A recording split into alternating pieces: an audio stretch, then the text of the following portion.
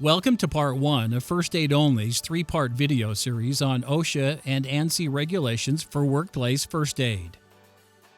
For first aid compliance in the workplace, the most referenced regulation is OSHA 1910.151, Section B. It states that in the absence of an infirmary, clinic, or hospital in near proximity of the workplace, which is used for the treatment of all injured employees, a person or persons shall be adequately trained to render first aid. Adequate first aid supplies shall be readily available. As the workplace regulatory body, OSHA does not list specific contents for first aid kits, but states that supplies must be adequate and reflect common injuries related to the work environment. Kits must be stored in an easily accessible area in case of emergency.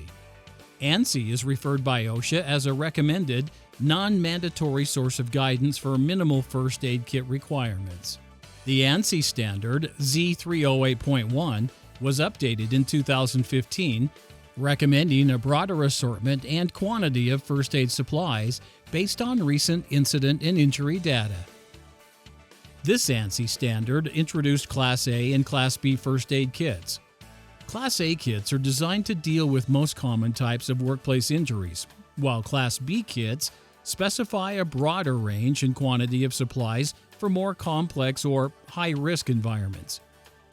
First aid kits are also classified by portability, ability to be mounted, resistance to water and corrosion, and impact resistance.